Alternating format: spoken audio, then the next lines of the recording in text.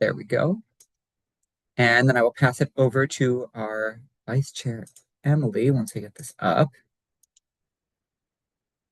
to start us off for the evening.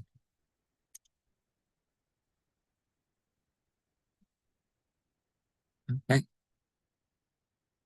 So Emily, when you are ready.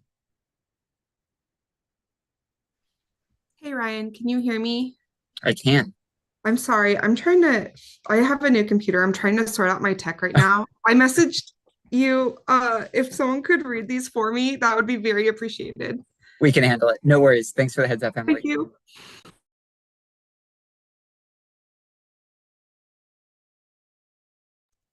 No worries. Okay. Welcome everyone to our November general meeting. We want to start with a land acknowledgement. So although we are joining virtually tonight, we start with this event acknowledging that we're on the traditional lands of the first people of Seattle, the Duwamish people past and present, and honor with gratitude the land itself and the Duwamish tribe. The 43rd contributes to the Real Rent campaign. We encourage all of our members who live on the lands of the Coast Salish and Duwamish people to do the same if they have the capacity to do so, and to support them in their rights for federal recognition. And if you'd like to learn more about whose land you occupy or you've occupied in the past, you can go to native-land.ca and learn more. Setting up our container for the evening, our meeting norms, treat each other with dignity and respect. If you don't know, ask. You can use the raise hand feature. It is on the bottom of your screen and it looks like a little hand. Step up, step back. So just being aware of how much space everyone is taking in the conversation, especially if we get into a back and forth around bills, although oftentimes we will have structures to support us in that. Remember, please, that everyone here is a volunteer. None of us are paid members or paid staff.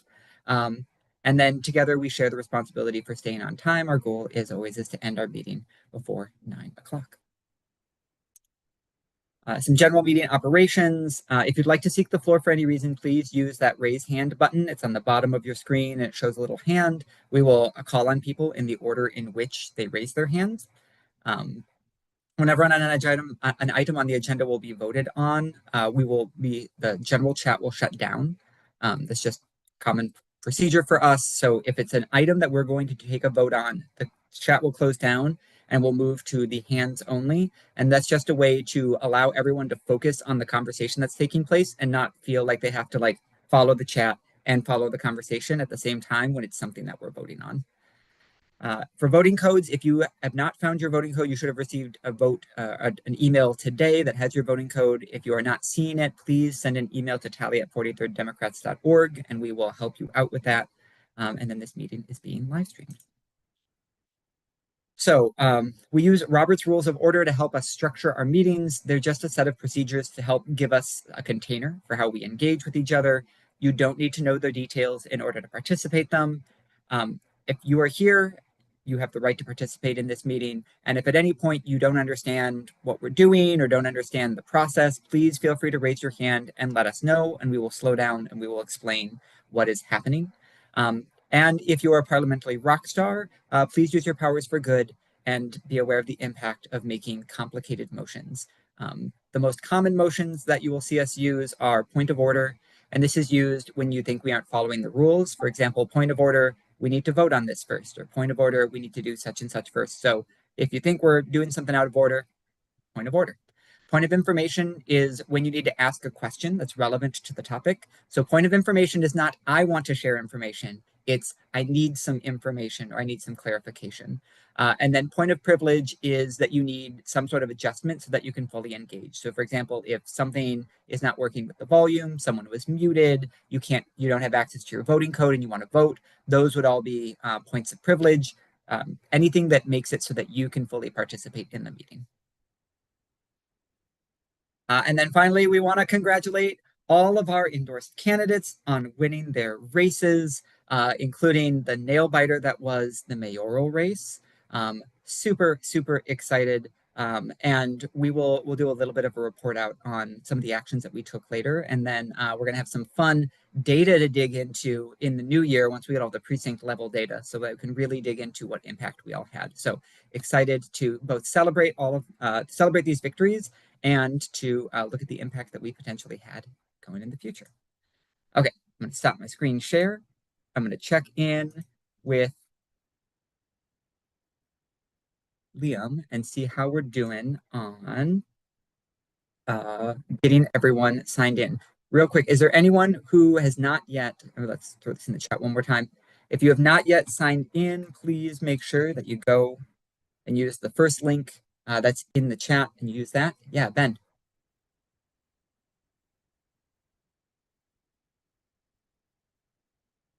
Oh, everything good? Okay. And if you had a question, feel free to either raise your hand again or throw it in the chat and we'll be there to support. So if you have not yet signed in, please use that first link, use your voting code and sign in there. Oh, perfect. Okay. If you have not seen your voting code, go to the tally at 43rddemocrats.org. And then that third link there is for a document to track all of the things, all of the links for the votes that we're having throughout the evening. So I'm going to check in with Liam and see if we've got quorum signed in yet.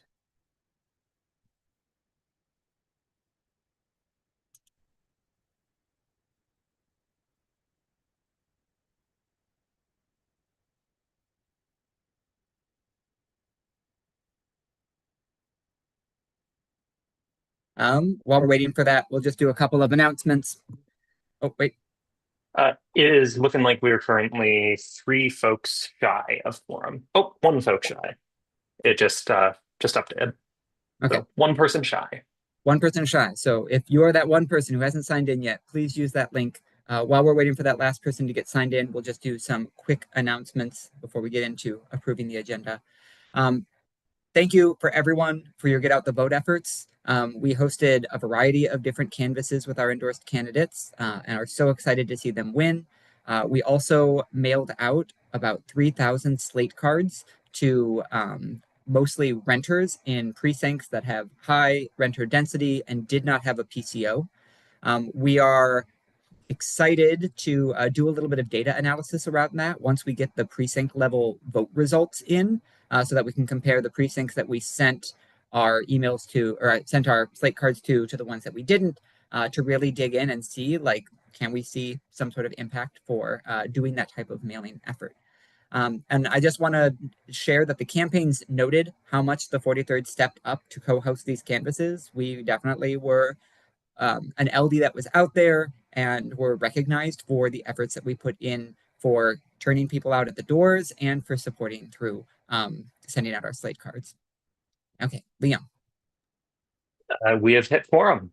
We've hit quorum. Excellent. Yay. Okay, knowing that we've hit quorum, the first item up is to approve our agenda for the evening. So let me throw the link to the agenda in the chat. And before we actually vote on the agenda itself, I believe that there was a motion to amend the agenda. So this would be the time. Elizabeth here. If not, well, I can just, I would, so we had someone reach out with a timely resolution that they would like to add to the agenda. You can see it in the agenda if you scroll down. Oh, there's something about that. If you scroll down, it says tentative right by it right now. So I would entertain a motion for us to amend the agenda to add this resolution. As a note, because this resolution did not go out in the notice 10 days beforehand, it will have a higher threshold to pass. So resolutions that get introduced onto the agenda like this have to receive a 2/3 vote to pass when we get to them. So I would entertain that motion. Would anyone like to make that motion? So moved. Okay, moved by, I'd say it's moved by Bryce and by Justin. So we'll take Justin as a second. In order to add something to the agenda, this would typically be a 2/3 vote. But we've entertained this by doing this through unanimous consent. Unanimous consent doesn't mean that everyone agrees, but it means that we believe that we would hit that 2/3 vote. And rather than go through the whole formal process of voting, unanimous consent is like, yeah, sure, let's just move on with our agenda.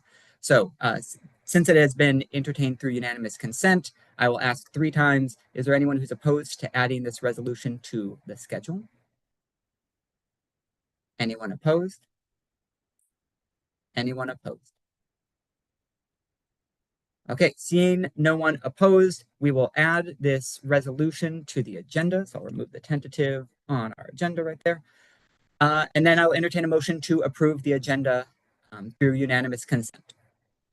So moved. So moved by Jacob. Do I have a second? I see a hand from Dean, second from Dean. Any opposed? Any opposed? Any opposed? Okay, the agenda is approved. Okay, one final thing is our minutes from our October meeting. So I'm going to throw those into the chat as well.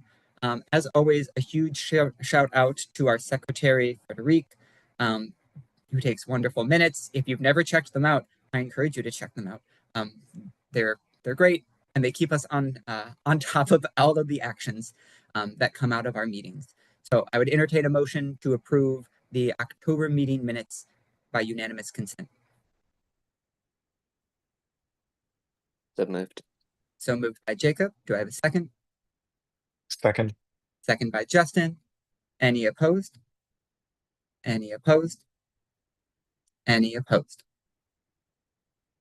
Okay, October's minutes are approved.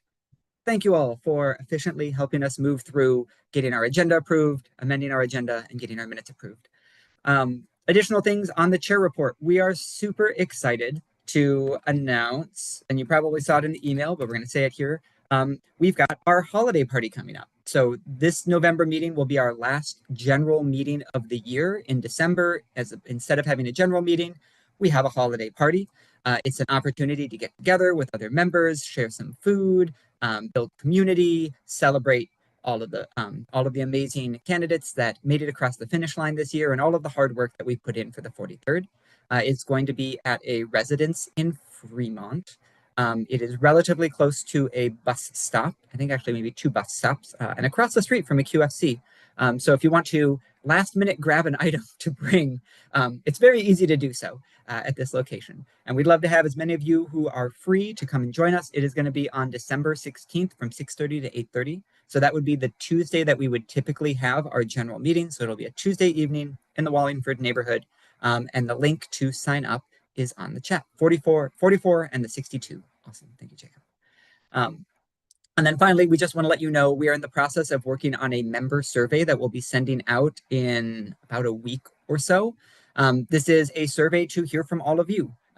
We're about a year into 2 years of our current board makeup. We tried some different things this year. We brought back some things. We had a couple of goals that we were aiming for, and we want to hear what everyone's experience was like and get your input as we're starting to do our planning for 2026. So there'll be some questions on the number of emails that I send out, on the events that we host, getting ideas for how we can vary up our monthly socials, and just hearing from you all on how we can better support you in getting engaged and the type of things you'd like to see the 43rd do more of or less of. And so we'll be sending that out in about a week or two, and we encourage everyone to fill that out. It's going to be very helpful for all of us as we're starting to make our plans for 2026 to make sure that we're doing that in alignment with where our membership wants us to go. Okay. Speaking of members of our board, next up we have a couple of different appointments. And so 2 of these appointments are made by our general membership and 1 is made through PCOs only. How we'll do this is I'm going to introduce our candidates, let them share a little bit about themselves, and then we will go into voting or approving their appointment to positions on the board. First up, I'm going to hand it over to Nathan Sharp. Nathan Sharp is interested in joining us as a membership chair. So Nathan, the floor is yours. Thank you. Hi, I've been inspired by Simon Rosenberg lately on the national level and been looking to get involved in the with Democrats locally for several years. I've been working at a membership-based nonprofit for 15 years since I've been in Seattle that focuses on foreign policy, international relations. So looking to get more involved right locally. My objectives are, to help with our socials and community building, some membership basics, outreach, renewal reminders, growing our membership, items like tabling and marketing collateral, helping build capacity for that. Things where you'll be able to say, join your local Democrats, see what they're doing, and like meet people, and really working towards an outcome of having strong morale, cohesion, wherewithal that makes for a strong party year round, and in the lead up to the next election.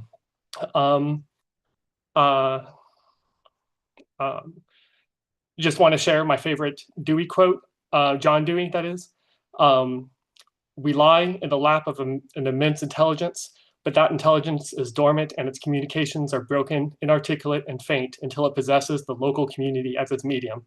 I think that membership is an important part of our community, and my goal is to help us steward and grow it so it can best express our position in the political landscape. It's not only strategy and tactics, but it's within our membership and between us where the spirit of democracy lives that we can share with our district. So that's my introduction. Pleasure to meet you all, and good to meet you in the meetings I've attended so far. Thank you. Thank you so much, Nathan. And so real quick, we want to open up the floor since we're doing this nomination. If there was anyone else, just want to make sure we have an open process. Anyone else who is interested in the membership chair position? Second time. Anyone else interested in the membership chair position? Final time, asking for anyone else interested. Okay, seeing no one, we'll move on. I would entertain a motion that we appoint Nathan Sharp to membership chair of the board of the 43rd through acclamation. Oh, Andrew, you have a question? Yes, I was about to make that motion that we do an acclamation for membership chair for Nathan Sharp, please. I love it. Do I have a second? Seconded. Excellent. And for people who are newer, acclamation means we not only are like, we support this, we are like declaring we are so excited to have Nathan join us. We have a motion and a second. Any opposed? Any opposed? Any opposed? Excellent. Then by acclamation, welcome Nathan as the new membership chair of the 43rd. So excited to have you join us. Okay. Next up, we're going to hand it over to Aaron Wheeler. Aaron has put himself forward for our meeting and events chair. Hey everyone, my name's Aaron Wheeler, and I use they and he pronouns. I have been in the 33rd for a long time, maybe 15 years now, and I have spent the past year being the campaign manager for Senator Tina Orwell, who represents the 33rd district of SeaTac in that area. And I also just graduated from a program for social work, actually the same program Ryan was in, which is partially how we met at the School of Social Work at UW. And so now that I'm done with school, which is great, and the campaign is wrapped up, I'm looking for ways to stay active in both the Democratic institutions that we have and need to maintain, as well as just looking to meet more people who are out here doing the work. And so I want to get re-involved in 43rd, and it sounded like there's a need for support with events and meetings. I really enjoy putting together meetings. I mean, social work's partially about bringing people together. And I have some experience from doing that at school. I chaired the anti-racist white affinity group, which met regularly and set up meetings and events for that group. And then I also chaired our fun committee, an informal group that just put together fun events. So I have experience putting together events. I really like doing it. And mostly I would love to hear what you all think is critical for, supporting our events, getting more people to show up. I'll work with Nathan on new members and how we can bring them into different events. And I'd just love to hear all of your ideas. So that's me. That's why I'm interested. And I'm happy to answer any questions or talk to you all as we get to know each other. Awesome. Thank you, Aaron. And in a similar vein to what we did before, we want to open the floor if there's anyone else who'd like to put themselves forward for meeting and events chair. Second call for anyone who'd like to be put themselves forward. And final call. Okay, seeing no one, I would entertain a motion that we appoint Aaron Wheeler through acclamation to be the meeting and events chair for the 43rd LD Dems. So moved. Moved by Seconded. Bryce, seconded. Any opposed? Any opposed? Any opposed? Seeing none, through acclamation, welcome, Aaron. We are so excited to have you join us as our new meeting and events chair. Wonderful. And then we do have one final opening on the board, which is our King County Rep alternate position. Unfortunately, I do not believe we have enough PCOs present, and this is a PCO only vote. So I'm going to double check one more time. I know Liam is working furiously to see. Yep, not that. Okay, so we will hold on that nomination and we will do what we can. We'll try to send a special email out to all of our PCOs for our January meeting so that we can get that appointment done, so that we have some of someone in that backup position to support our King County reps and have an alternate. I know John Comerford has expressed an interest, and if anyone else is interested in joining the board in that capacity, it's a really great way to get introduced to the board. It doesn't have a ton of responsibilities and really gives you a lot of flexibility to kind of support other projects that the 43rd is doing and see what it's like, see how the executive committee functions. So if you're interested, please feel free to reach out. More than happy to grab a coffee or a beer or have a phone chat with anyone who'd like to know more about what that position is. And then we'll vote on that again in January and hopefully get that appointed. Oh, as Justin said, it was his first board position. And yeah, occasionally you get called on and you get to go to the meetings. Okay, next up we have a budget amendment. So this proposal, and I'm going to hand it over to Derek in just a second to share a little bit more, but the proposal is to move $300 from our operation one-time use line in the budget to a new line that we are going to create for YDF. And Derek will share a little bit more about YDF is, and this money would go as a donation to the YDF Scholarship Fund.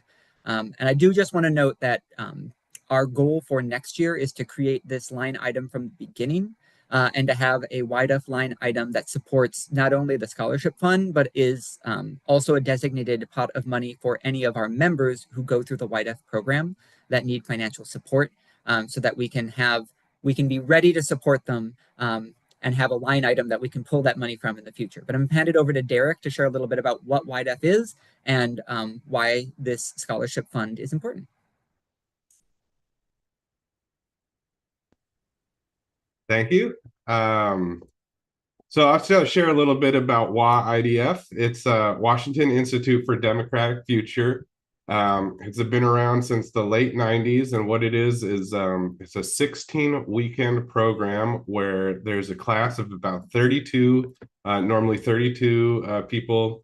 They come together, they form a cohort, they go around the state, they learn about different issues, they learn how to do campaigns, they learn basically everything there is to know about kind of running for office or working in government. It's a great program. Lots of people that are on our board, that are members of the 43rd have done it. Right now, the 43rd LD, as far as all LDs in the state, have the most applications for the current class. So it's a really good program, and it's a really great idea for us to help with the scholarship fund. It's a pretty expensive program. Most of it's covered, like 90% of the cost of the program is covered through donations. Members of the class are asked to give $890, but the cost of it is far exceeds that. So it's good for us as an LD to help out. I was a member of the class of 2020. I'm currently on the board of Washington WAIDF, and it would be great for us to contribute to the scholarship fund. I'm happy to answer any questions, or we could just move straight to the vote. Yeah, real quick, actually, if anyone here has ever done the WAIDF program, could you raise your hand or like give us an emoji so we can see all the different people that have been a part of this? Yep, Andrew, Emily, Derek. Yep, Landon's come through. Yeah. So lots of members, like Derek said, many members of our board, many full engaged members of the 43rd. Does anyone have any questions for Derek on WA IDF?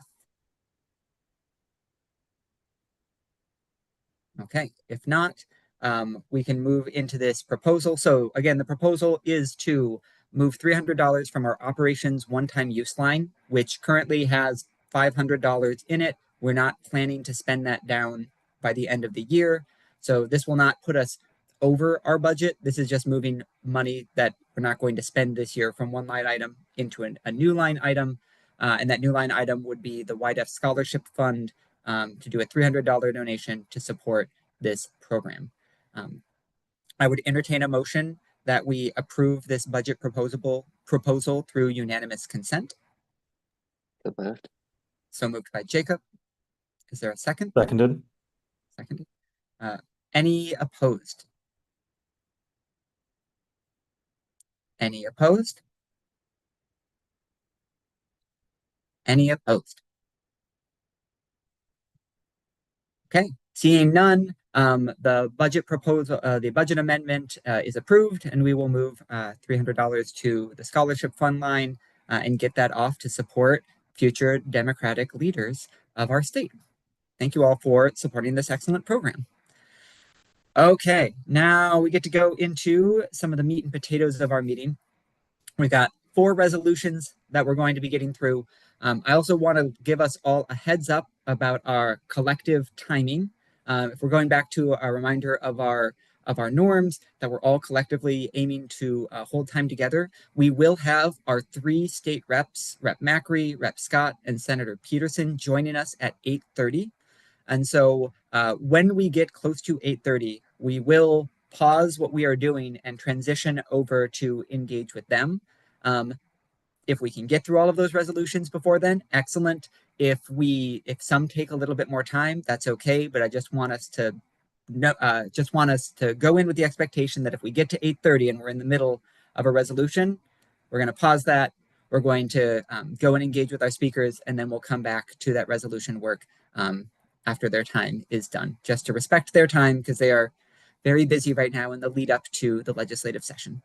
Okay, our first resolution is the divest from Musk resolution. I'm throwing it in the chat right now. Its full name is the Resolution in Support of Ethical Procurement and in Opposition to All Future Financial Arrangements by the City of Seattle with Elon Musk-controlled enterprises. With this, is Melissa here? Oh, yeah. Melissa's right there. Perfect. Okay, I'm gonna do a screen share, Melissa, so I'll have the resolution up, and let me make this bigger so that everyone can hopefully see it a little bit more. And for to highlight or to overview the process for people who might be new, we're gonna let Melissa walk us through and share what this resolution does. We'll then have a period where people can ask questions about the resolution. After all questions have been asked, there will be an opportunity for people to speak for and against the resolution. People will have 1 minute, and there must be an even number of for and against speakers. And then after people have spoken for and against, there will be a vote on the resolution. If you want to amend the resolution, the time to do that would be after we ask the questions about the resolution, but before we go into the pro and against statements. So hopefully that gives you all an idea of what the process will look like. I'm going to hand it over to Melissa to walk us through the resolution. Hi, everyone. My name's Melissa Howard, she, her. I'm very new to the 43rd LD Dems, but also pretty new to the 43rd, really. But I've been organizing for the past 6 months or so on a campaign called Divest from Musk. This campaign really grew out of the Tesla takedown movement, which you probably heard of Tesla takedown. Maybe you've been to a Tesla takedown protests, but this Divest from Musk campaign is really kind of the next step of that movement. As you may be aware, Tesla and Elon Musk have benefited greatly from the investment of public dollars from the federal government as well as local governments. And Divest from Musk is calling for these public investments and subsidies to stop. Just a little more context, it's it's really a global movement, but here in Seattle, the campaign was kicked off by the Troublemakers and 350 Seattle. And we continue to lobby King County and City Council to pass a resolution banning future government contracts with Musk-controlled enterprises. As far as the resolution is concerned, it starts by outlining Musk's exorbitant donations to help get Trump elected, his installation as head of Doge, and his actions with Doge that many consider illegal and unconstitutional, which had significant impact on the country as well as the city of Seattle.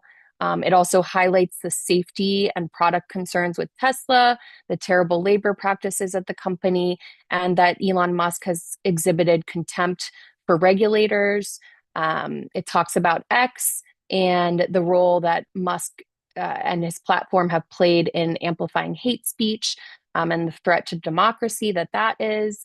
And also that even though his time with Doge is done, he continues to use his wealth to undermine our democracy. I guess then the resolution calls on the city of Seattle, King County, and all public agencies to halt all contracts with Musk owned enterprises and review existing contracts. And this same resolution has been passed by MLK Labor and the 36th District Dems. And if it passes, the 43rd LD Dems would also join organizations like Stop the Money Pipeline, Defund Musk, Common Power, Seattle Cruise Control, Seattle Indivisible, South Seattle Climate Action Network, Faith Action Climate Team, and Indivisible Washington 8th District in signing our open letter to King County and Seattle City Councils. So with that, I guess thank you for your consideration, and I can answer any questions. Awesome. Thank you, Melissa. And thank you for all of that context and walking us through. Does anyone have any questions for Melissa about the resolution? Oh, Eric, I see you talking, but I can't hear you.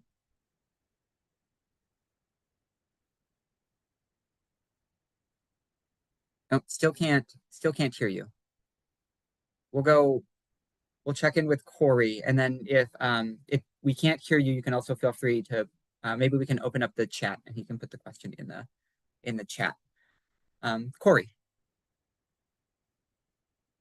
Yeah, are we aware of any investments that the city of Seattle or King County currently have with Musk-owned companies?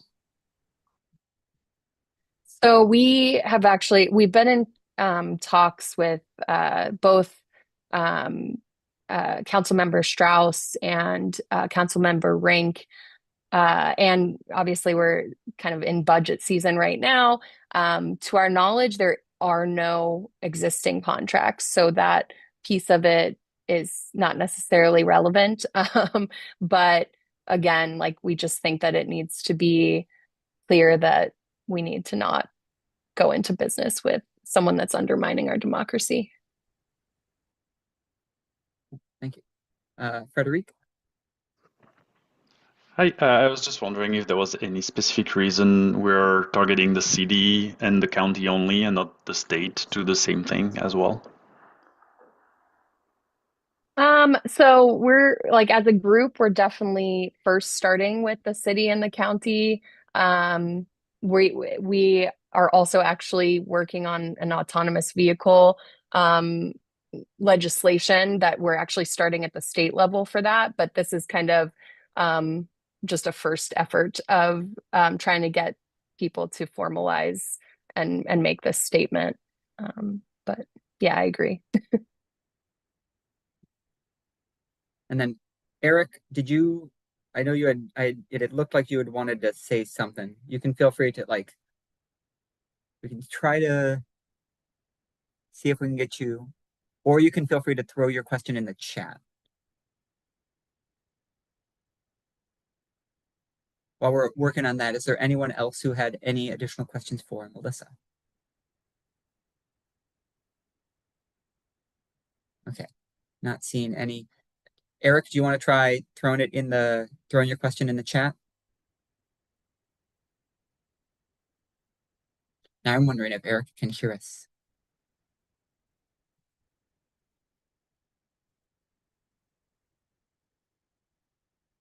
Okay, not seeing. Let me try real quick in the chat.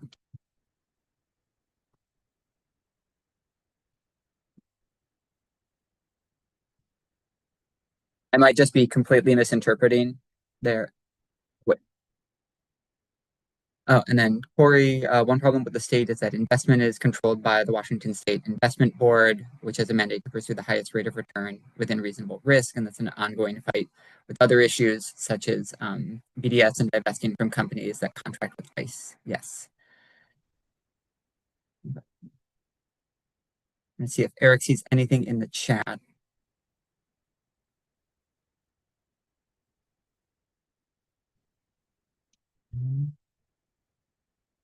Okay.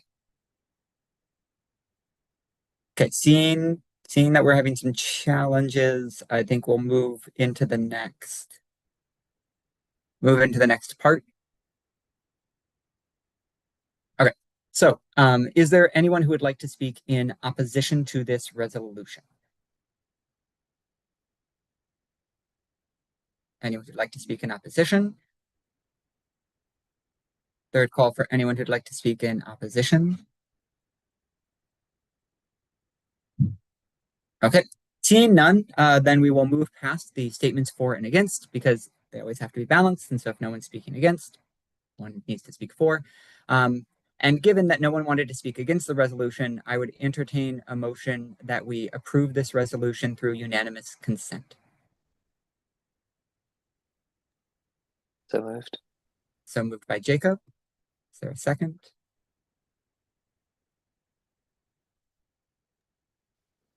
Second. Oh, second by Ben. Okay. Real quick, I'm going to check in the... Okay. Any opposed? Any opposed? Any opposed? Okay. Then this resolution passes through unanimous consent. Thank you, Melissa, for bringing this resolution forward. Our secretary will work on sharing this out with the relevant parties. And as you're continuing to do more work on the state level, feel free to come back and share with us what you're up to. Anything around state level legislation is always interesting to hear about and to learn more about and figure out how we can, let our lawmakers know what's going on. Okay, with that, stop my screen share. And we'll move over to our next resolution. Our next resolution is focused around social housing. I'll do another screen share. Is Jeff here? Hello, I'm here. Okay, excellent. I'll do a quick screen share so that people can see the resolution. Let me zoom it in so everyone can read it. And off to you, Jeff, to walk us through. Yeah, hello everybody. For those who don't know me, my name is Jeff. I use they, he pronouns. I'm on the e-board. I'm the chair of the Mutual Aid Committee. I'm also an organizer with House Our Neighbors. So this bill is a resolution in support of House Bill 1687. It's a piece of legislation that House Our Neighbors, through Representative Julia Reed, introduced last legislative session in 2025. And we are hoping to build a lot of support for in 2026, this upcoming legislative session. You can kind of see the gist of the bill here. Essentially, the bill amends an existing piece of legislation. Oh, sorry, I'm like distracted by the chat. The bill amends an existing RCW called the Housing Cooperation Law. The Housing Cooperation Law is a piece of legislation that basically gives different municipal governments the authority to enter into an agreement with public housing authorities. So think the Seattle Housing Authority or the King County Housing Authority, any of these HUD affiliated public housing authorities. It gives municipal governments the ability to enter into agreements with them to waive various zoning regulations and various just like permitting regulations so that they can build in places where they otherwise might not be able to. And it's meant to be a measure that supports public housing production recognizing that public housing is a public good, and housing that is owned and operated by the public should be prioritized. So what this bill does is it basically amends that law and gives those same powers to social housing developers. That would apply to the social housing developer in Seattle, which has had the support of the 43rd for both initiatives, when it has been both created and funded. Big ups to the 43rd. But then also any local government, county, municipal government that creates a similar public development authority to buy and build permanently affordable social housing would also enjoy this benefit. So this kind of does two things in the minds of House Our Neighbors. One, it gives this great benefit to social housing, the social housing developer, to essentially allow it to kind of build in places where it wouldn't be able to due to zoning restrictions, potentially waive permitting processes, things that add a lot of expense and timeline to developments, to basically make building buildings potentially cheaper and quicker. But also it kind of allows us to kind of build support for social housing outside of Seattle. So House Our Neighbors has never thought that we would stop creating social housing just in Seattle. We see this as a statewide and a national movement. And you can see this taking off around the country. So we hope to be able to export social housing to different places, because overall social housing works best when it's part of a large network. So we're really excited for this legislation to not only support our existing social housing developer in Seattle, but potentially kind of create a great argument for why other municipalities and counties should stand up their own social housing developers. So I urge you to support. Awesome. Thank you, Jeff. So we'll open up the floor for any questions that people have on this resolution. We'll hold off on amendments for just a moment. I see the one, Ben, in the chat that I think will be pretty easy, but starting just with questions on the resolution. Yeah, Ben. Yeah, I was wanting to ask whether House Our Neighbors had considered including King County Regional Homelessness Authority as an additional named entity for this expansion of development rights, just to see how effective we can make what's presumably going to be one push for the future, especially with kind of the funding cuts that we're seeing from the federal government, in the way that like holding onto land for anything that they would do would also increase prices. Yeah, great question. That's not anything that we have considered, honestly. I think that might be challenging. My understanding, and you might know more about KCRHA than I do, KCRHA seems to mostly hold a lot of contracts with nonprofit and private agencies that it contracts services out to. So while it is a public agency, a lot of its work is, from my understanding, seems to be like a purse to support great nonprofit private organizations that are doing really good work. But I think that we'd get into a really kind of like legally challenging area if we tried to give all of KCRHA's contracts the same authority. And I think that we would probably invite a lot more opposition, just because the spirit of the law is to prioritize public investments. But it's not something that I'm necessarily opposed to, but I'd have to think through it more. But that's just kind of my off the dome response. Yeah, and it's a great consideration that most of what KCRHA does is manage contracts and coordinate amongst the different providers, as opposed to own and manage housing themselves. Although there's conversation about, that could potentially shift in the future, and if it does, then that gives us opportunities to come back and revisit how the state could support that. Any other questions on this resolution? Okay. So sorry, Ryan, I don't know if point of personal privilege would apply here. I'm actually noticing an error in the language that I forgot to fix before I submitted this. Sure. What do you? I wrote that it was an 8-to-1 vote in the 2025 legislature session. That's incorrect. It was actually a 16-to-1 vote. I was given bad information initially, but it's even more popular than that. So I'm gonna wrap this into two friendly amendments. We have one to adjust 8-to-1 to 16-to-1, and in addition to add an I into wave. These would both be friendly amendments that are just editorial. I would entertain a motion to amend the resolution in these two minor ways. So moved. Seconded. Okay. Any opposed? Yeah, Charlotte? Sorry, not to oppose the motion. I wanted to make a separate amendment. Okay. Any opposed? Any opposed? Any opposed? Okay. Copy edits accepted. Okay. Charlotte, to you. I move to strike the word "the" in the title. Oh, okay.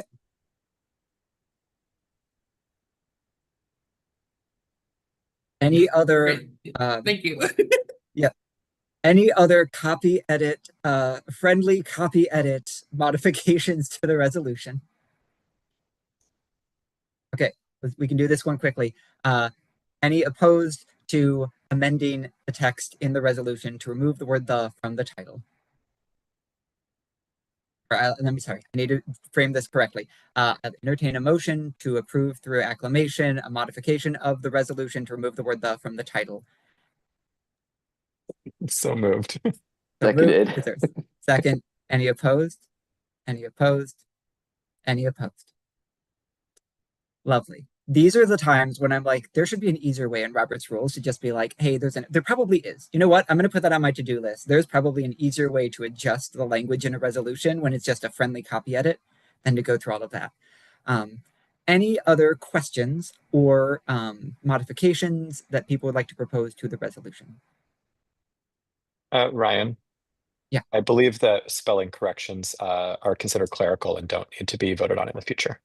See, there we go. Justin already knew it. So, okay. In the future, we will just make our friendly clerical errors, correct them. Okay. Is there anyone who would like to speak in opposition to this resolution?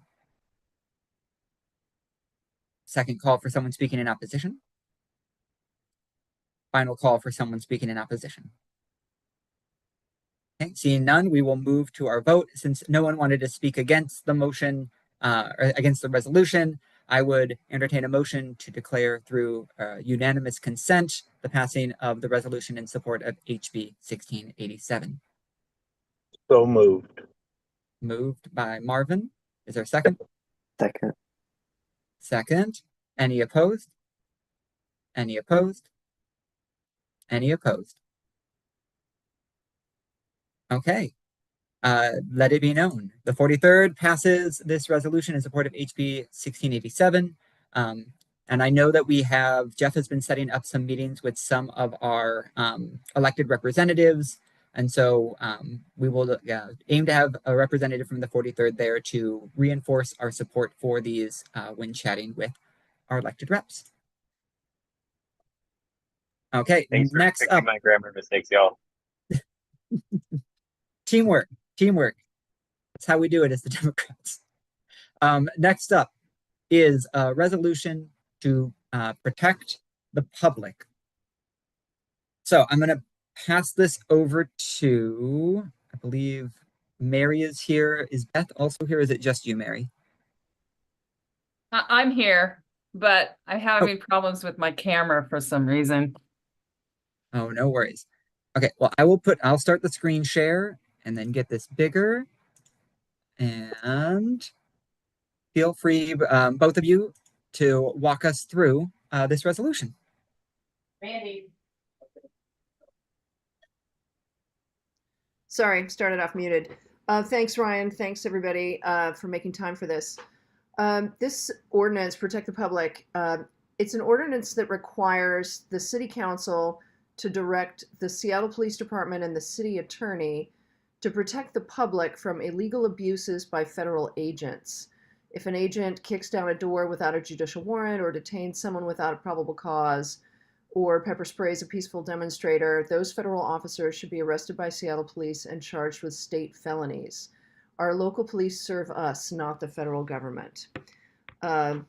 So I will walk you quickly through the ordinance in just 1 second, but there's a couple of things that I want to mention first.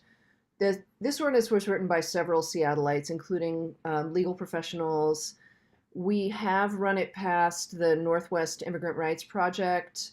Some of their attorneys read it and gave us a green light. We didn't ask them to endorse it in any way because we understood that would create a lot of work for them and that they're very busy otherwise.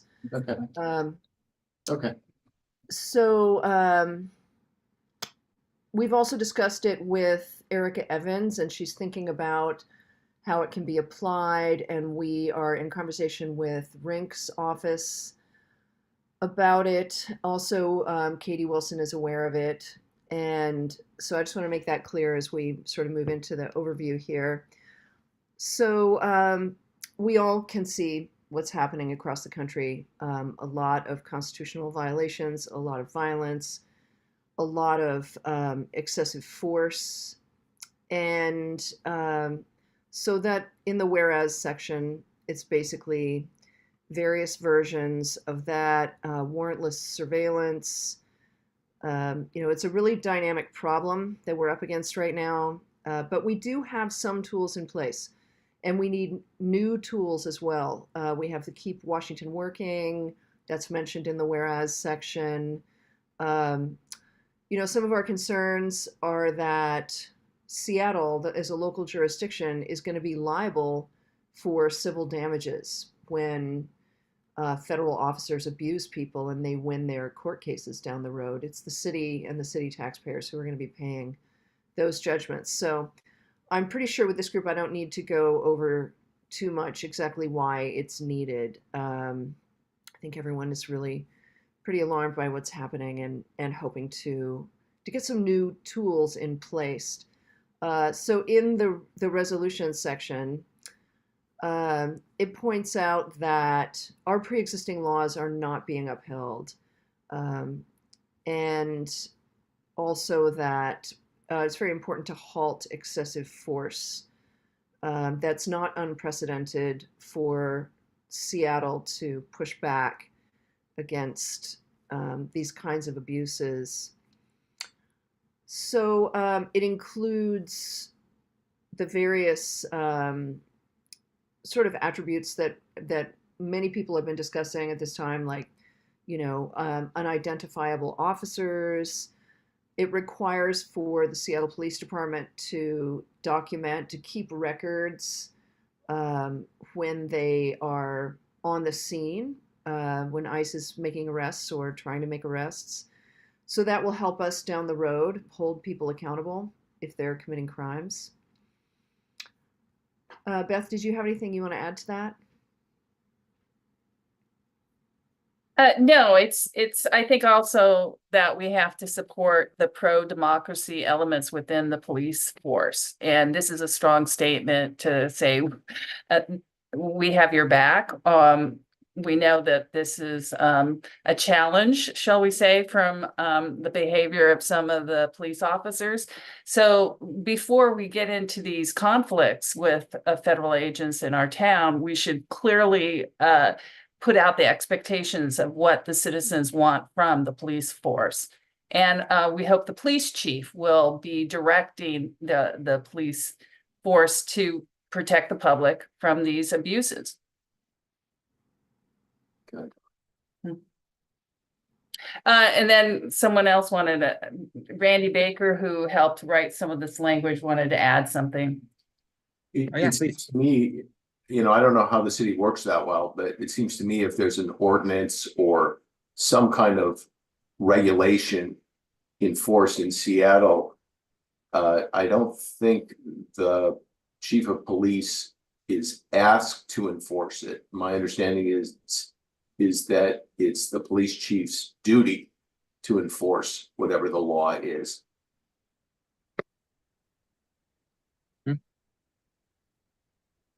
Awesome. Thank you three for walking us through this very comprehensive resolution and reinforcing, many of the concerning instances that we've been seeing around the country and, here on the local level.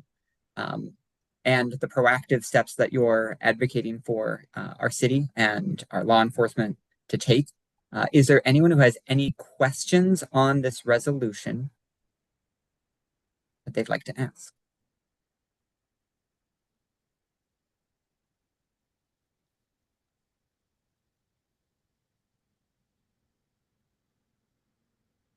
Okay, I'll ask one more time. Any questions on the resolution?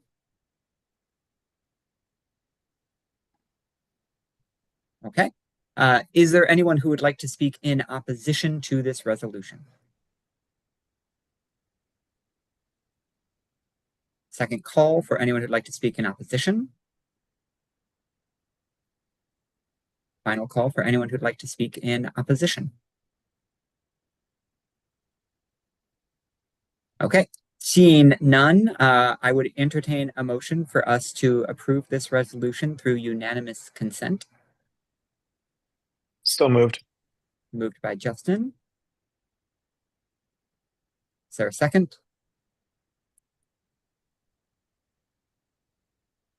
Second. Second by David. Any opposed? Any opposed? Any opposed? Okay, then through unanimous consent, we approve this resolution protecting the public. Thank you, Mary and Beth and your whole team for your deep work in putting this together, for working with us to get it into the format of our resolutions, and for all of the work that you're doing to try to rally everyone in support of protecting our democracy and making sure that we're holding federal law enforcement accountable. Thanks. Thanks, everyone. Thank you. Looking Okay. forward to working with you on this.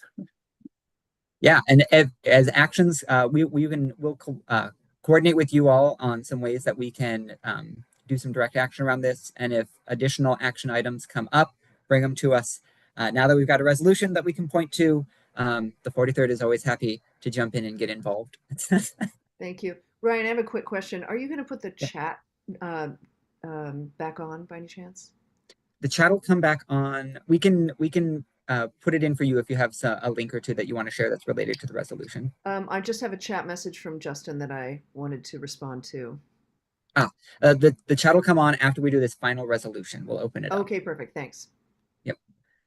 Okay. Oh, the name of this one got a little wonky in the agenda. Okay, our final resolution for the evening.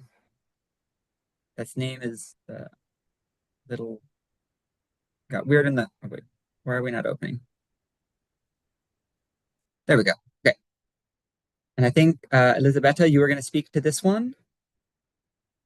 Okay, let me do my screen share. So this is our fourth and final resolution for the evening. This is our resolution calling on the Washington State's congressional delegation to support and co-sponsor the Stand Up for Sudan Act. Pass it over to Elisabetta to walk us through. Yeah, thank you. Well, so we know the situation in Sudan has been dire for a long time, not just now. A war broke off 18 months ago, and even before that, conditions we know were already severe. But what prompted me to call for a resolution on Sudan was the recent shocking bloodshed in Al-Fashir in South Darfur, carried out by the Rapid Support Forces. Independent monitors have documented mass killings, horrific war crimes against civilians. And where do the weapons used by the RSF come from? They come from the United Arab Emirates. And does the US sell weapons to the UAE? Yes, we do. In fact, the United States approved $1.4 billion in new arms sale to the UAE just last year. And this is why Senator Chris Van Hollen and Representative Sarah Jacobs introduced the Stand Up for Sudan Act in March to halt US arms sale to the UAE until it stops supporting the RSF and other actors. Let's note that our representative Pramila Jayapal is the only representative of Washington State who co-sponsored this bill. Representative Adam Smith, for example, has not. Neither Senator Patty Murray nor Maria Cantwell have sponsored it.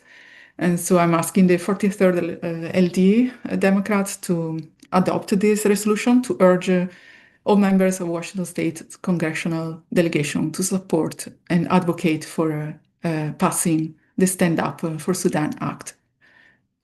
That's all. Thank you, Elisabetta. We'll now open it up to any questions that anyone has on this resolution.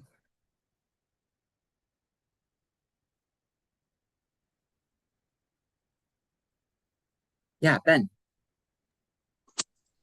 Yeah, thank you for this resolution. Obviously, this is very timely with regards to the RSF's brutality recently.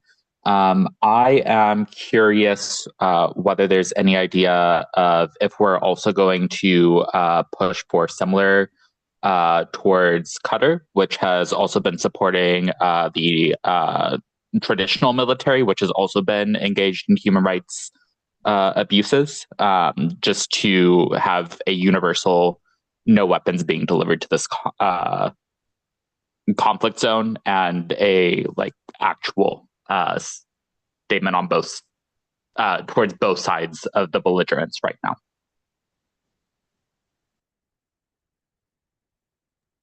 Should I answer? So I mean, what? Okay. Yeah. So and Elisabetta, you only need to speak to your resolution. So if you're like that feels like a different thing, then you can say yeah.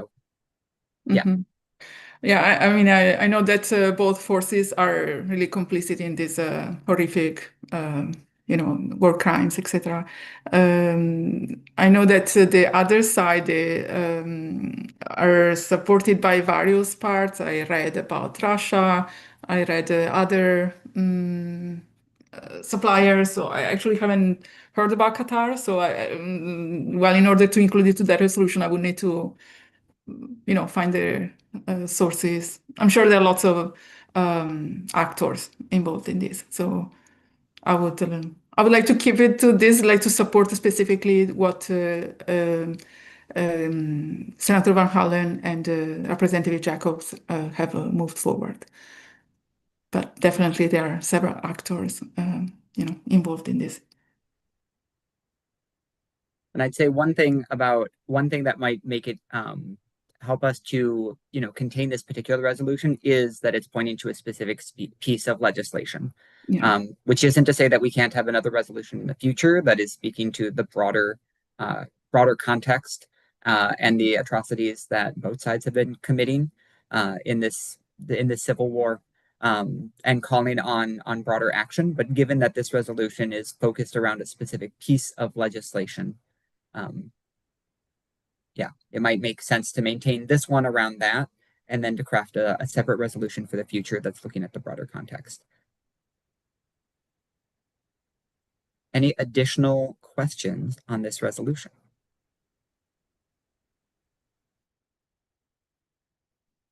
Okay, seeing none, we will move to statements for and against. Is there anyone who would like to speak against this resolution? Anyone who'd like to speak against this resolution? Final call for speaking against this resolution. Okay, seeing none, oh, yeah, Amy. Oh, I heard the saying none and raised my hand. Just as the co-sponsor of the resolution, I'd like to move to pass by acclamation. Okay, it's been moved to pass by acclamation. Is there a second? Seconded. Okay. Any opposed? Any opposed? Any opposed? Okay, seeing none, then through acclamation, we approve this resolution in support of the Stand Up for Sudan Act. Thank you, Elisabetta and Amy, for bringing this forward. Thank you. Okay, we are ahead of schedule. I love it. And we got through 4 resolutions. Amazing. Excellent job, everyone. Thank you all for your questions. Thank you for engaging through the process and for your tolerance as we work through Robert's rules to make sure that we're dotting all our I's, crossing all our T's, and giving everyone the space to share their perspective on these different bills. We're next going to move into committee reports. And then we might even get like a 5-minute break before we come back with our lawmakers, which would be wonderful. I'm sure everyone could use like a quick leg stretch. before we have our Q&A. So committee reports. Are any of our committee chairs, if you have anything you would like to share back, you can raise your hand and we'll pass the floor over to you. Yeah, Liam. So I know Ryan mentioned it already, but just re-highlighting with the postcards and advocacy that we did for the election. We're super looking forward to pulling some numbers together and doing some reporting, hopefully for the January meeting. So excited to be able to share that with y'all soon. And then the other thing I just wanted to kind of give everyone an update on is that we are kicking off some Google Drive work to kind of consolidate, move some stuff around. We've got 3 different Google Drives right now. We're working to get that down to a manageable one. So you might see a broken link or 2 on the website. If you do, please shoot me an email. I'm happy to help, but we'll get them all squared away in the end. But all in service of keeping us, keeping everything like manageable for the future. But that's all I have. Thank you, Liam. And I'm so looking forward to not having to jump between 3 different Google Drives to find all of our stuff and have it all be in one place. It'll make lives easier. And it is also encouraging us to move towards inserting PDFs as opposed to links in our website, which will be great for the longevity of everything that we're putting up there. So we'll be doing some slight adjustments on that. So if you're looking for where you'll mostly probably see it is a lot of our past resolutions. This year we've been uploading them all as PDFs, but past years we're going to have to go back. So if you're looking for a resolution from the past like 3 years and not this year, and you can't find it, you can just shoot me an email and I'll find it for you as we're going through this process. Yeah, Jacob. Hey, all right. So for policy and advocacy, we do have a few resolutions already cooking for the January meeting. So there will be more to come there. And I'm trying to figure out like what the committee should look like for this kind of team and like how people want to contribute.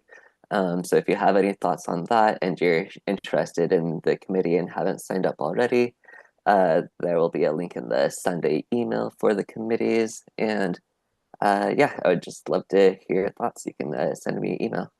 Thanks.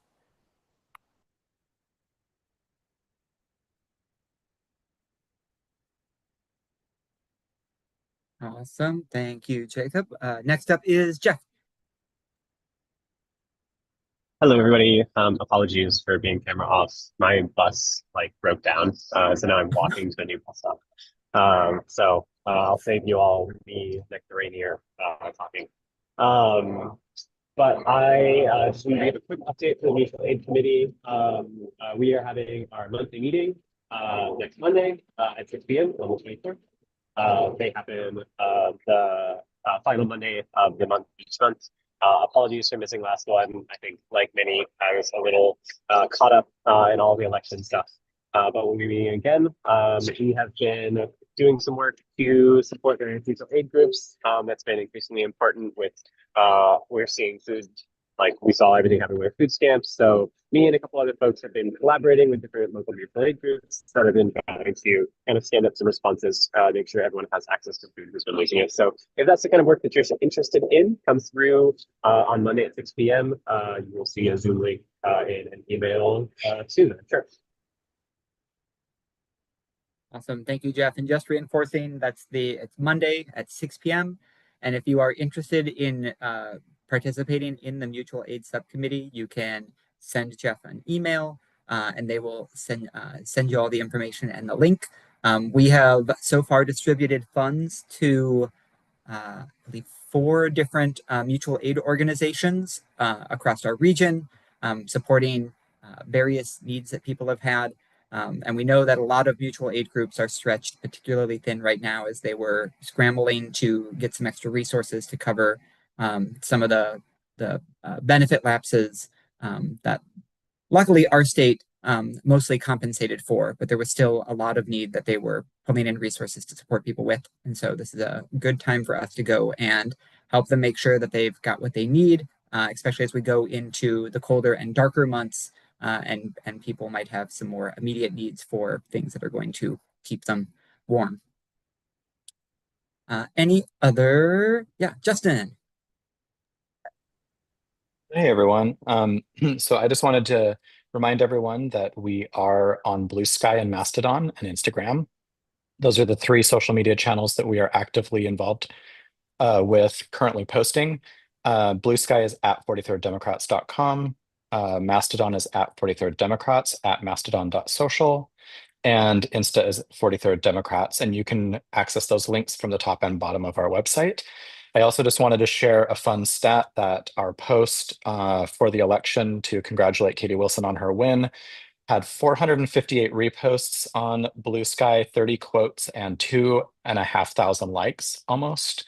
So that was probably one of the most engaged posts that we've ever had. So congrats to Katie, and it's pretty exciting. So come follow us on socials. Love it. Thank you. Thank you, Justin. And thank you for also updating. You might have noticed we had some pretty new slides at the start of our session today. And all of our beautiful things, these beautiful backgrounds that we have coming from the creative mind of Justin. So thank you. Dean.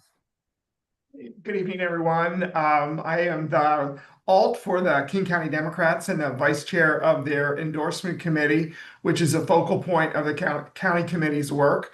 We are focusing on the endorsement process to kick off in January for 2026. There will be 13 unique races across King County, and we have candidate questionnaire workshops which will be convening in December, one on December 6th on Tuesday night at 6:30 and one on Saturday, December 13th at 10 a.m. And we'll be reviewing questionnaire drafts and looking for input of what questions do you want candidates to be answering for upcoming races. As it relates particularly to us, there will be a Seattle City Council seat, there'll be a County Council seat, we'll be looking at U.S. House races and also State House and Senate races. I will provide, Ryan, some information that you can put in the newsletter, and I'll also drop my contact information in the chat. If anyone would like to participate, they're only an hour to 90 minutes. If you want to participate and react to draft questions or influence topics, you're welcome to do that. And one thing I hope you all feel good about, the 43rd has a really high profile in the King County Democrats. We've got multiple representatives, and we always welcome your participation in that process. Awesome. Thank you so much, Dean. And also a huge shout out to Dean. You know, a lot of the work that he does as helping to chair that committee doesn't get seen by us when we're here in our 43rd meetings. But on the county level, like all of the questionnaires that we use as a pre-qualifier for even being up for an endorsement in the 43rd come from the work that Dean is supporting and that Charlotte and Bryce are supporting, and that you can help support. So if you have ever wondered where those questionnaires that we make the candidates fill out and then send out to all of you before we are endorsements, where they come from and how those questions get crafted, this is a great opportunity to even if it's just go and observe the process and see the very intentional conversations that take place. It's really, really bolstering to see how much thought goes into crafting a questionnaire that is both going to be fair to everyone and help us to really understand where these different candidates stand. So thank you so much, Dean, for all your work in that, and for all of our reps who support that. Okay. Do we have any other reports from any of our members? Oh. The 43rd, a few 43rd based mutual aid groups are coming together every winter to run Cold World Seattle, which is a cold weather clothing drive. If you're in Capitol and have a coat or other warm clothing items you're no longer using, you can drop by Rain City Fit and knock on the door to drop donations in the big bin there. Hopefully soon we'll have a bin in Real Fine Coffee, and the clothes go a long way in the winter, so share if you can. That's excellent. Jeff, could you actually shoot that to me in an email, and I will get that in our weekly Sunday email as well. Will do. Cool. Okay. So you'll see all of these wonderful things in our Sunday email. Ooh, yes, and then we can share it on socials as well. Love it. Okay. Seeing no other reports, I'm going to get to do something that I don't think I've ever gotten to do yet. I'm going to put us on a 10-minute break. People can go stretch their legs and refill their drinks. And we'll come back here around 8, I'm going to say 8:27-ish. 8:30 is when we know our representatives are going to be joining us. So I'll return by 8:30 for the last section of our meeting to hear from our state reps. But oh my goodness, a break. I'm going to go get like a bubbly water. I'm so excited. Okay, see you all in like 7 minutes.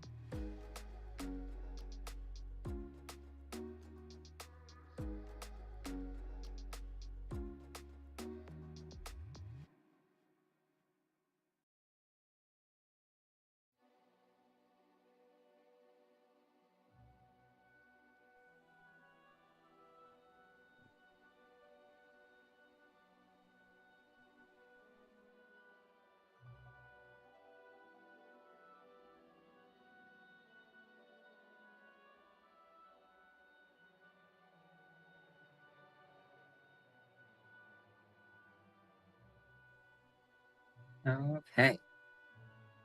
Welcome back, everyone. I think we're still waiting a little bit on our reps. I know that some of them were in a meeting that was scheduled to go till 8:30. So we'll probably need to give them another minute or two as they transition over from their previous meeting to this one. As soon as they show up, we'll hand the mic over to them.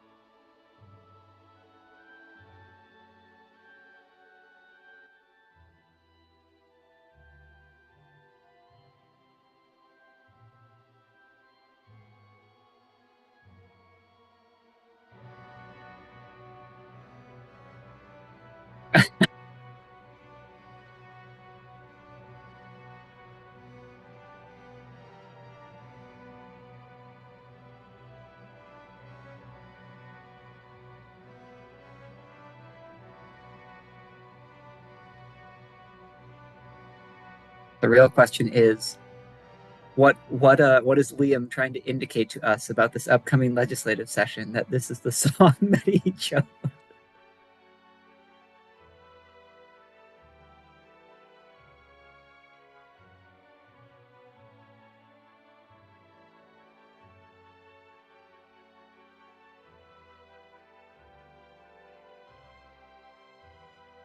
Okay.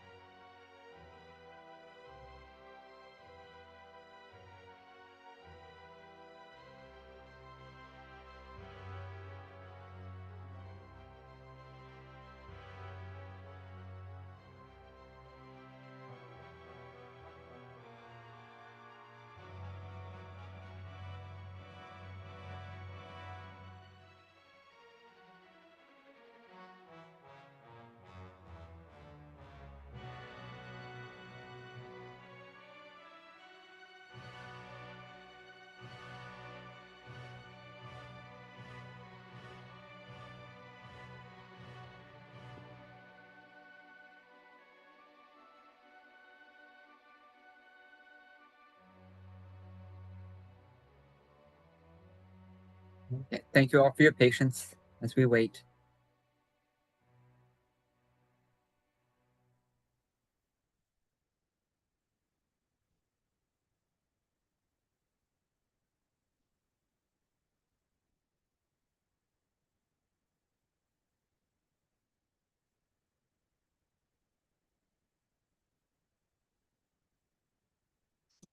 Wait.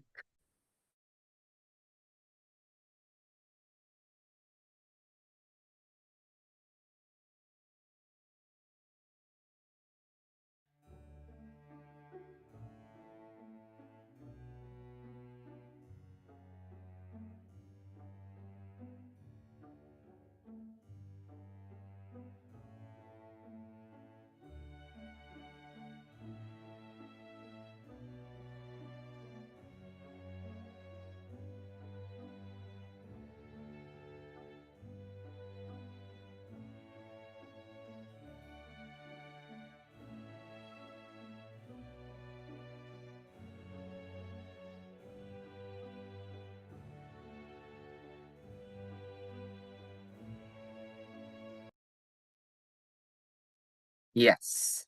All three. So we're waiting on all three of our reps. They were in a meeting until 8:30. So I'm sure they're in the process of transitioning over. So we'll give them another few minutes. Thank you everyone for your patience as we wait for them to join us.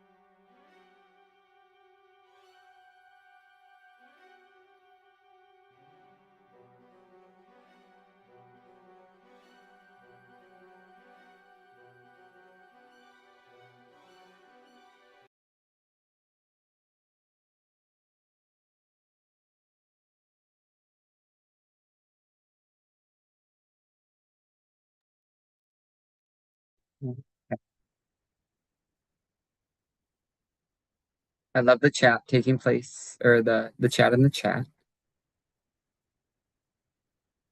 Oh, Kathy is very good. Okay. Oh, I think Senator Peterson has joined us.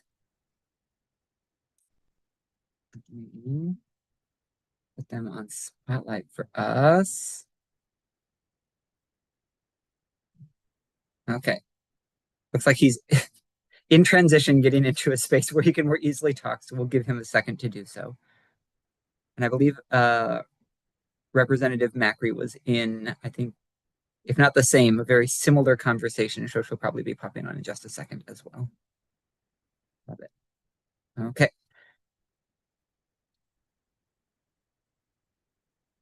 So what we're going to do is we're going to pass it over to our wonderful elected representatives. We're going to let them give us a little bit of a preview of what's going to be coming in this legislative session, and then we'll open it up for a little bit of Q&A after that. We will keep the chat open throughout this time, so if you would like to throw a question into the chat, I will keep an eye on it and I'll read them out so that our representatives don't have to try to follow the chat at the same time that they're engaging in the conversation. But if that is how you more easily engage, feel free to throw those questions in the chat.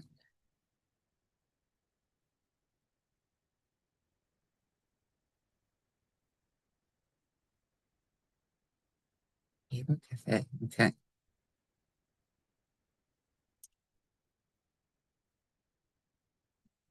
Oh, and I see Representative Scott as well. So I'm gonna. Can I spotlight him as well? How do I thought I could spotlight multiple people. Not unless video's on. Oh, okay. That would explain why. Okay. Giving. Okay. Representative Scott, can you hear us?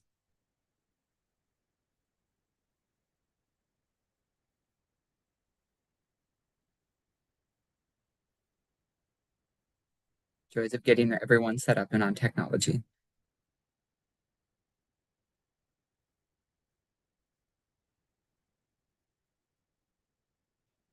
Okay.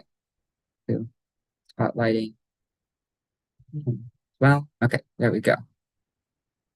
I can hear, but I'm not allowed to unmute. Oh. Here we go. There we go. I'm on. Welcome, welcome. Okay, and I think and we've got Senator Peterson with us. I think he's in the process of getting to a space where he can more easily talk. So we're happy to pass it over to you first. Thank you first for coming and joining us. Excited to hear about what's coming up in this next session, and to have an opportunity for our members to engage with you a little bit. So pass it over to, oh, I think Senator Peterson's ready as well. So whichever of you would like to start off. Yeah, well, this is a great night. We're all three of us in the 43rd LD delegation are coming from the annual Behavioral Health Legislative Forum, where you know, it's one of just several occasions where we've heard from people that one of the real needs facing the state at this time is to find the revenue that is going to be required to backfill, reinforce, expand on historic investments that have been made in social services, education, cash assistance programs, housing, and all the programs that are under literal attack by federal austerity budgeting. So many of us watched with great intrigue and great disgust, I should say, the spectacle of the government shutdown. And I think that there are so many across the country who might be thinking that because the shutdown is over, we are somehow in a better place with respect to the status of the programs that everyday people depend on. And of course, those of us in the 43rd know that it is not the case. We know that HR 1 is still a budget that is going to defund higher education, a budget that is going to defund supplemental nutrition assistance, And that is even before we get to the recent hatchet that was taken to housing and urban development funding. So the onus is going to be on the state legislature to make sure that we're stepping up where the other Washington is stepping down. I'll just conclude by saying I'm working on a couple of bills. I know, many lawmakers have been hearing a lot about this. So one of the things that I've been trying to cobble together is a bill that would allow counties, number one, to raise their own business and occupation taxes, which at present they are not allowed to do. And secondly, a major revenue bill that we're going to hear a bit more about in the next couple of weeks that will just help us create a bit of shelter, budgetary shelter, and give budget writers a tool that they could use to address some of the shortfalls that we're seeing. So it's great to be in community with the 43rd, even if digitally, and just hope everybody is doing as well as can be. Awesome. Thank you, Representative Scott. Senator Peterson, have you found a space where are you still in transition? Okay, you're good? Okay, we'll hand it over to you.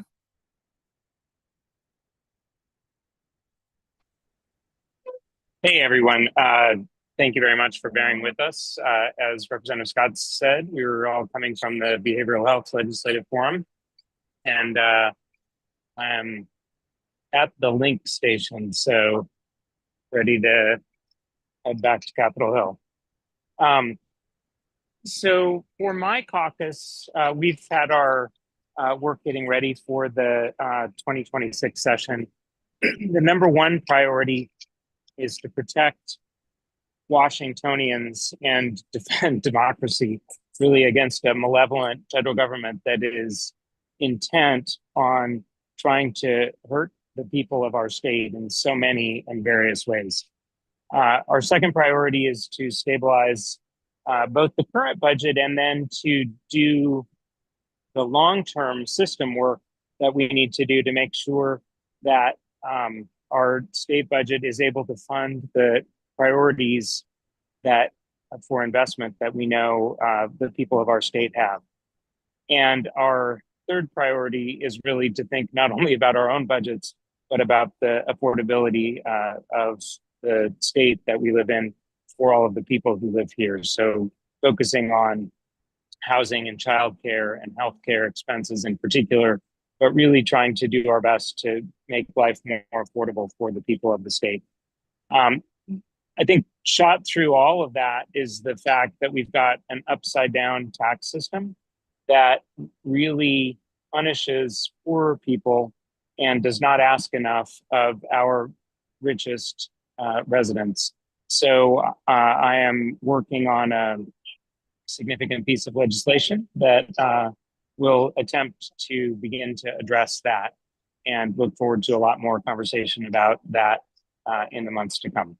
But thank you very much. Look forward to the conversation tonight. Awesome. Thank you, Senator Peterson. And then Representative Macri, I know you're just joining us. We've gotten the download on the excellent forum that you all were just coming from. So we'll pass it over to you for anything you'd like to share about things that you're looking forward to in this next session. Great. Thank you so much, Ryan. And thanks for having me, everyone. I'm Nicole Macri. It's great to be here. That's a hard question. What am I looking forward to? I am actually, we're in a really challenging time right now, but I think what Jamie talked about, the fact that we can come together on some, I think, really robust conversation about the type and level of tax code reform that we need to do in order to make sure that we have state investments that meet the need of people across the state. That is really exciting. I think there is momentum building about that. I am already been doing a ton of work on getting ready to craft and hopefully pass a state budget. And it's hard work given the challenges that we have. And so the conversations about tax reform that have been building among legislators and across the community is really exciting.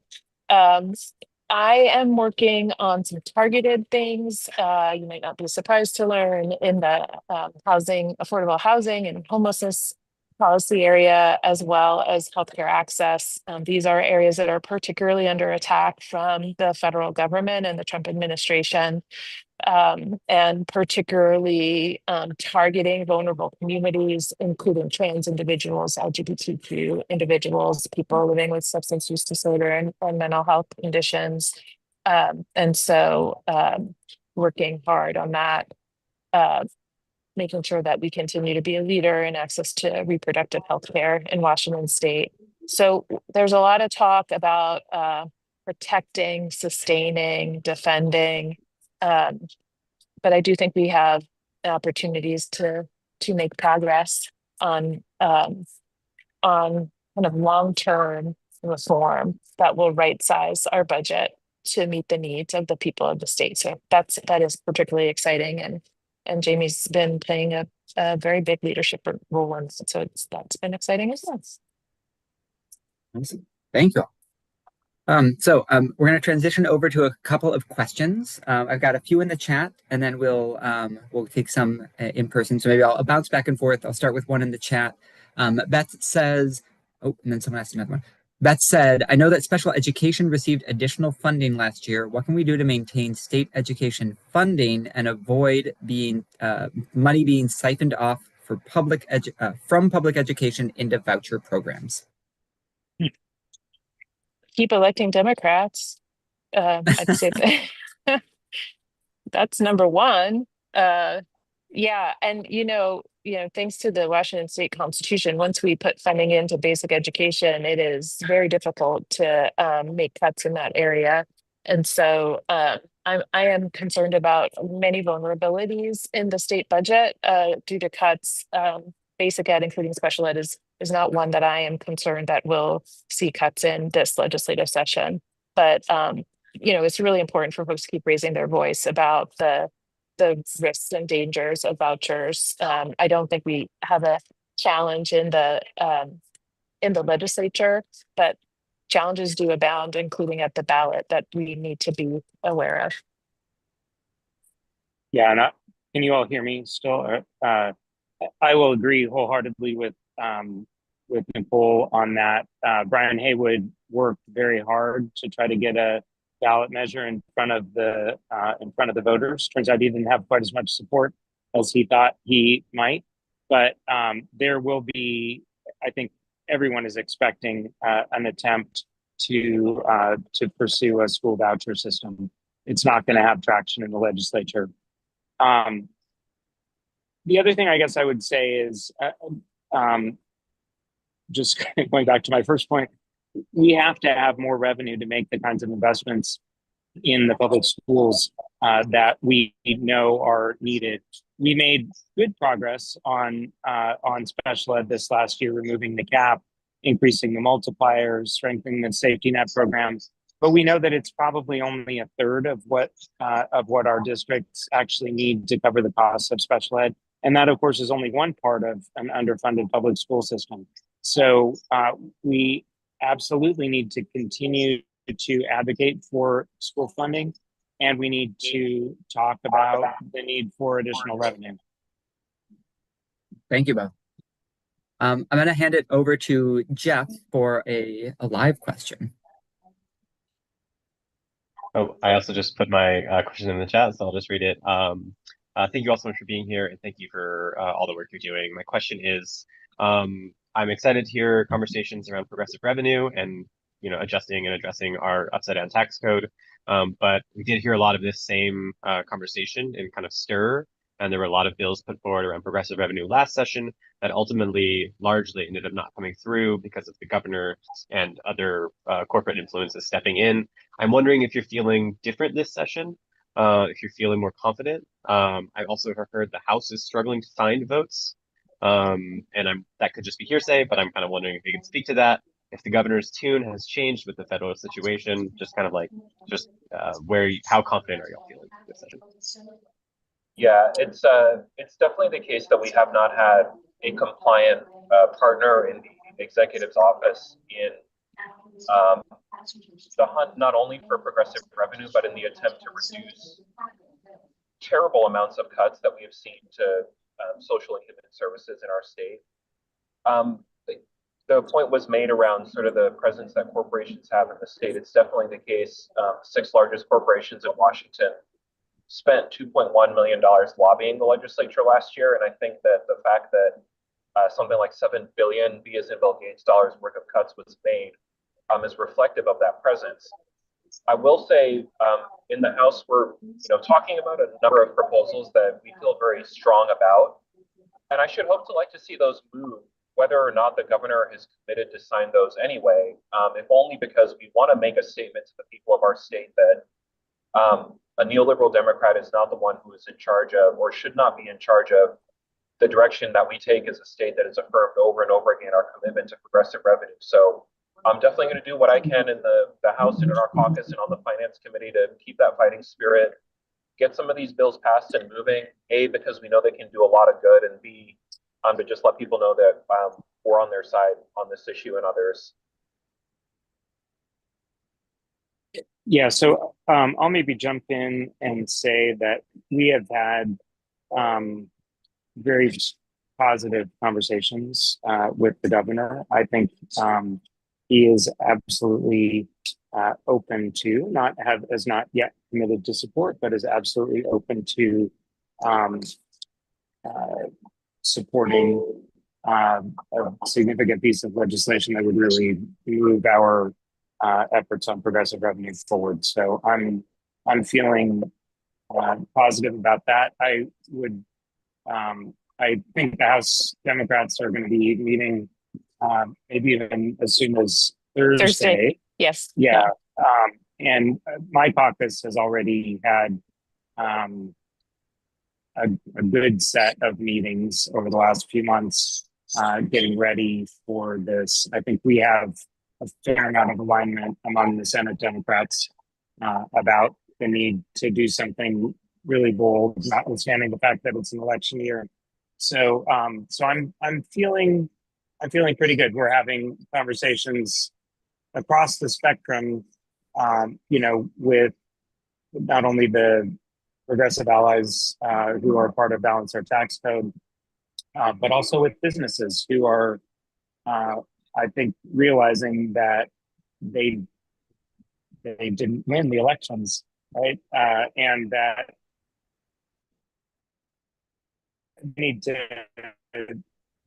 think about taking a different direction. So I think that there will be some openness. Yeah, and I'll just add on to everything that Sean and Jamie said, just to say, don't throw shade on the House Democrats just yet. We haven't had a full caucus conversation. The Senate is ahead of us. We have a very organized leader, apparently, who has organized some conversations in the last month.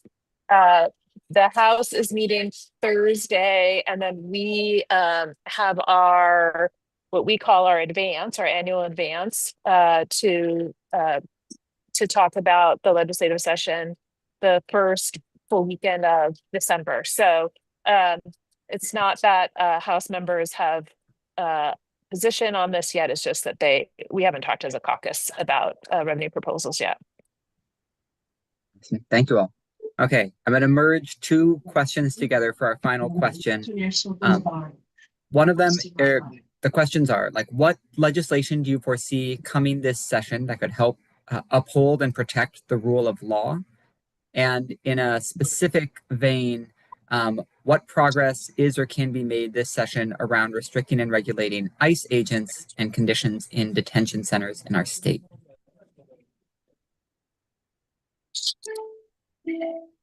Small questions.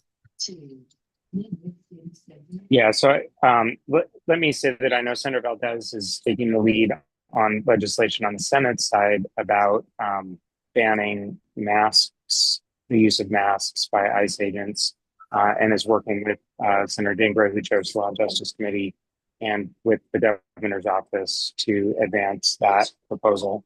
I think, we've got a whole range of policy ideas about ways that we can push back against the Trump administration. Senator Dingra has been working on a bill, for example, that would allow us to hold back from the federal government the payroll and income taxes that we withhold from state employee wages to offset against money that the federal government is unlawfully withholding from the state of Washington. So I think there's a lot of flowering of creativity about different ways that we can assert our rightful place in the federal system and make sure that this unlawful administration is not able to damage the people of our state. Yeah, and I'll just say, so Lillian Ortiz Self has been a champion on working to hold the federal government accountable in its private detention center in Tacoma. And the state of Washington was successful in a lawsuit regarding the latest legislation related to that to allow DOH to get inside of the detention center. So that is good. She's, I think, continuing to work on legislation, and I know she's working closely with Senator Valdez on the ICE face masks, and I know the governor is actually quite interested in that legislation as well. So I think we'll see some protections on the immigration front to the extent that we can assert our authority, we will. I think there's work happening in a number of other spaces in terms of protection around voting rights and the DINGRA bill that Jamie talked about. Yeah, not a lot to add. Some of my colleagues had said, except to mention that I'm going to be running the House companion to Senator Valdez's bill, and also have done some work around exploring the way that civil asset forfeiture is used by local police departments. You know, it's a very disastrous impact, particularly for immigrant communities, people for whom English is not their first language. These asset forfeiture proceedings are often used kind of to spearhead immigration proceedings in a way that the state actually does have some latitude to scale back. So there are a couple of things that I've been looking at along the lines of this question. Awesome. Well, I know we're hitting time, so thank you all for jumping from, you know, what I'm sure was a long day into an additional chunk of time with all of us. It's wonderful to hear from you all, and thank you for all the work that you're doing in prep for this upcoming session, and we look forward to engaging with you throughout it. Thank you. Thank you all. It's great to see you all, and keep up the engagement. Keep reaching out to us. Okay, I will pin myself and unpin others. Or others. Okay. So with that, okay, I'm just not gonna worry about it. With that, we have hit our time. Thank you everyone for again for engaging tonight and working through the process with us all. Thank you for your patience as we waited for our reps to join us from their busy schedules. Thank you to our wonderful 43rd electeds for coming and answering questions. And we hope to see all of you that can make it at our holiday party on December 16th over in the Fremont neighborhood. Otherwise, we'll see you all in the new year, and keep an eye out for our upcoming members survey so that you can share your perspective and your ideas about what you'd like to see the 43rd doing next year and help us plan for what we're going to be doing in 2026. With that, I will call our meeting to a close. Thank you. Bye-bye.